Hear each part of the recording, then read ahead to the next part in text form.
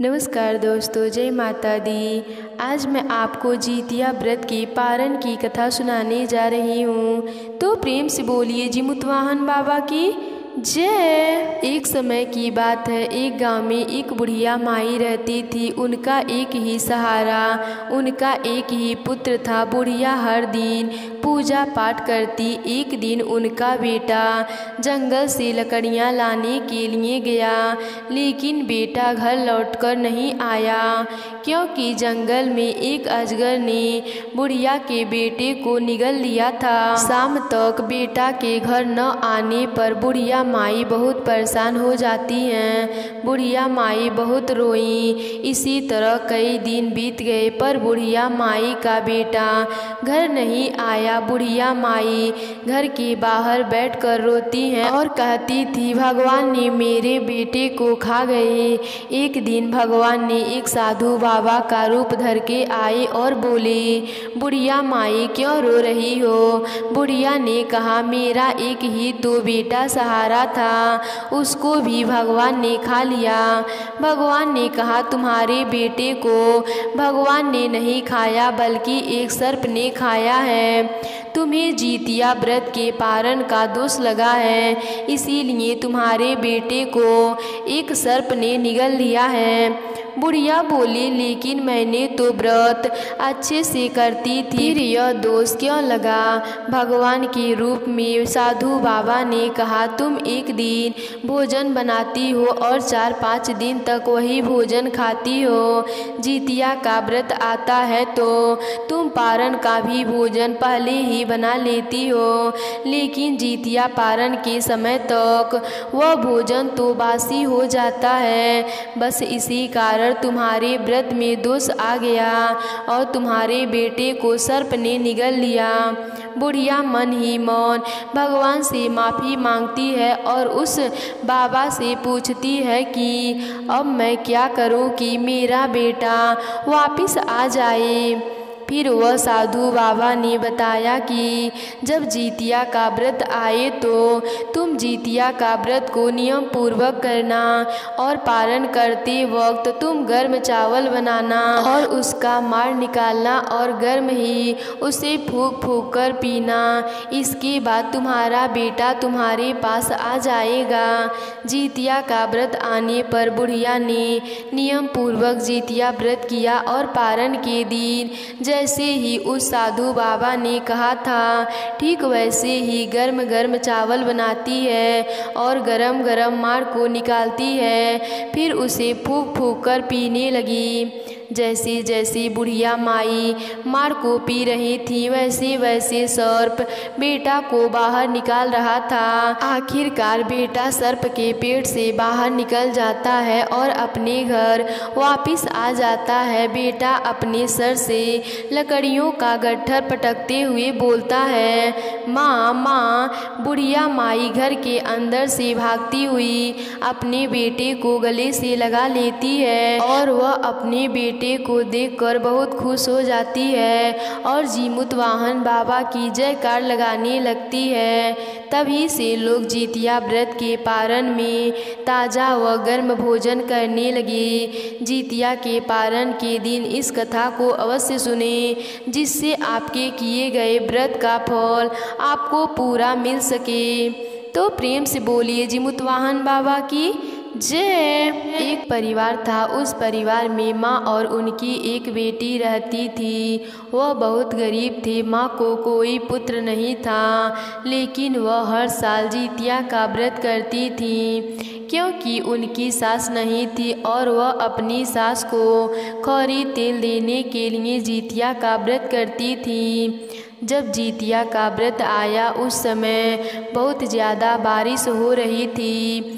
माँ उदास होकर घर के आंगन में बैठी थी। तभी उनकी बेटी आई और बोली, माँ तू क्यों ऐसे बैठी हो? माँ बोली, देखो ना बेटी, बारिश है कि बंद होने का नाम ही नहीं ले रहा है और जितिया का व्रत भी आ गया है। अगर बारिश बंद नहीं होगा तो गेहूँ कैसे सूखेगा और कैसे आटा बनेगा और पूरी ठेकुआ भी तो बनाना है।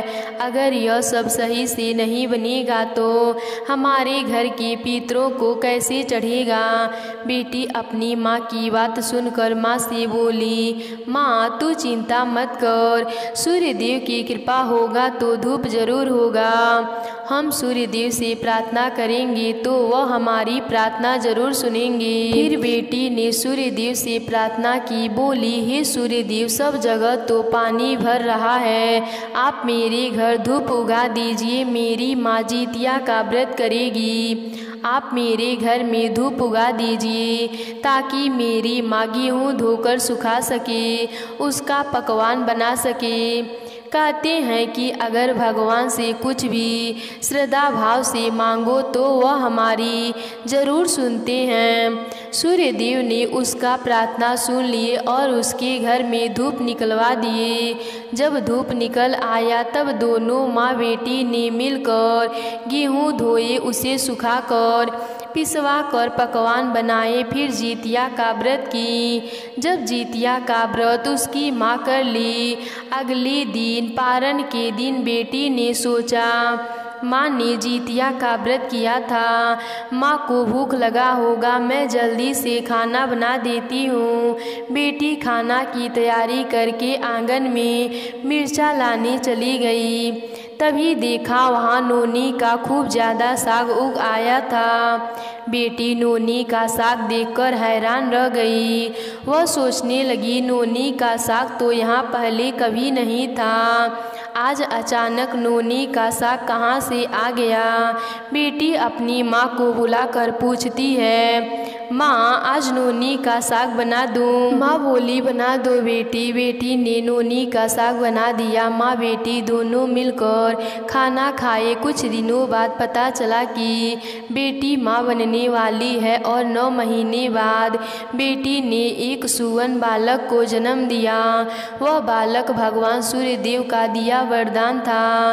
वह बालक सभी बालकों से अलग था। जहाँ बालक 6 से 7 दिनों में जितना बढ़ते हैं उतना वह एक ही दिन में बढ़ जाता। धीरे धीरे वह बालक बड़ा हो गया। जब वह बालक गांव के लड़कों के साथ खेलता तो कोई भी खेल हो वह बालक ही जीतता। किसी के साथ वह बालक कुछ भी खेलता तो वह ही जीत जाता। सब गांव वाले कहते कि बिन बाप का लड़का है फिर भी इतना तेज है। जब यह बात बालक ने सुना तो घर आकर अपनी माँ से पूछा, माँ गांव वाले क्यों कहते हैं कि मैं बिन बाप का बेटा हूँ।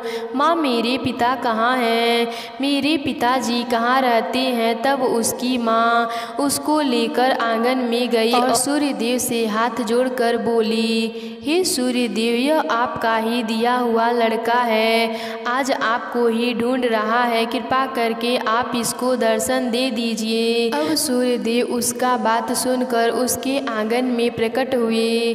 जब सूर्यदेव उसके आंगन में आए तब सूर्यदेव उसके बालक से कहते हैं कि मैं ही तुम्हें आशीर्वाद दिया था और तुम आए हो, मैं ही तुम्हारा पिता हूँ। ऐसा कहकर सूर्यदेव वहाँ से जाने लगे।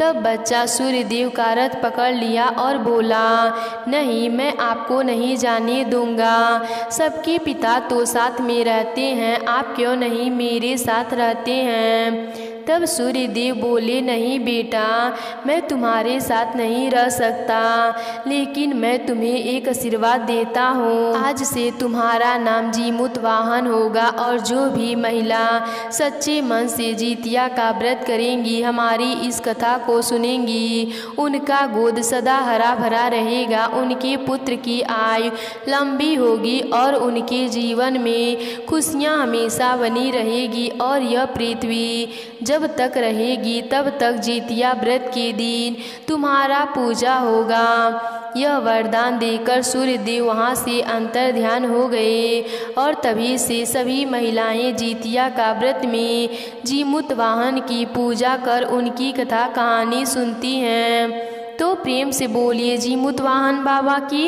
जय।